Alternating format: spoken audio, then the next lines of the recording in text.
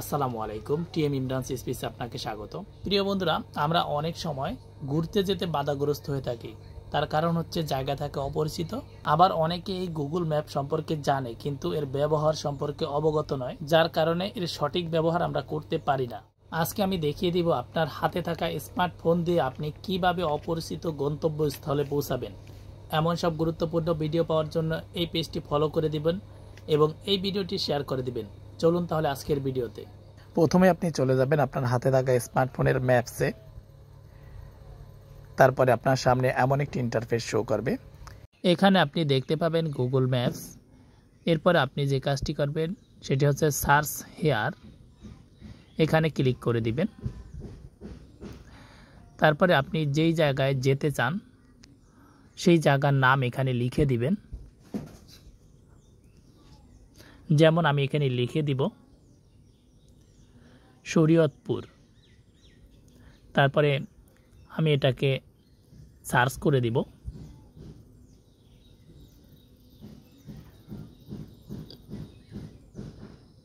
এখন আপনার সামনে আপনি যেই জায়গাটি সিলেক্ট করেছেন অর্থাৎ সার্চ করেছেন তার নাম চলে আসবে। এরপরে আপনি ডিরেকশন এখানে ক্লিক করে দিবেন। এখন আপনি যেই জায়গায় অবস্থান করছেন সেই জায়গা থেকে শরীয়তপুরের অবস্থানটা দেখাবে। উপরে দেখতে পাবেন ইউর লোকেশন। যদি আপনি আপনার নির্ধারিত জায়গা থেকে অন্য জায়গা থেকে যদি শরীয়তপুরের লোকেশনটা জানতে চান তাহলে ইউর লোকেশনে ক্লিক করে দিবেন। এখানে আমি দেখিয়ে দিচ্ছি, এখানে আমার লোকেশনটা আমি লিখে দিব।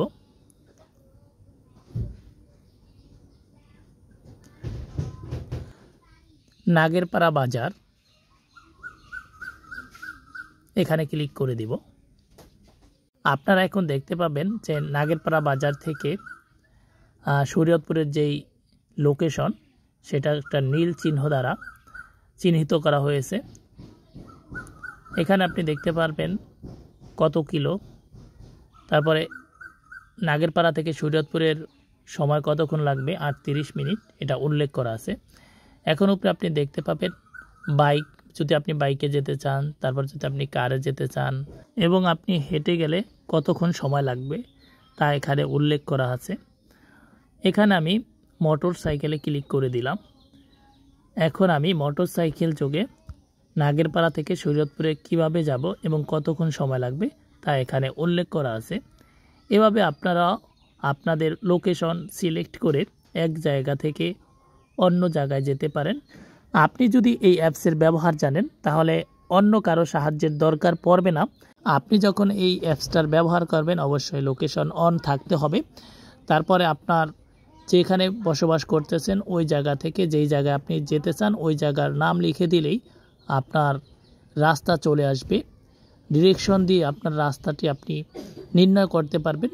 আপনি যখন লোকেশন অনুযায়ী গাড়িতে চড়বেন তখন আপনার লোকেশনের সিগন্যাল দিবে যে আপনি কোন রোড দিয়ে যাচ্ছেন, কত কিলোমিটার বেগে যাচ্ছেন, কিভাবে যাচ্ছেন, এটা আপনার লোকেশনে দেখিয়ে দিবে। আপনি যদি কোনো লোকেশন পিন করতে চান তাহলে এই পিন অপশনে ক্লিক করে দিবেন। তারপরে সি ট্রিপ এখানে ক্লিক করে দিবেন।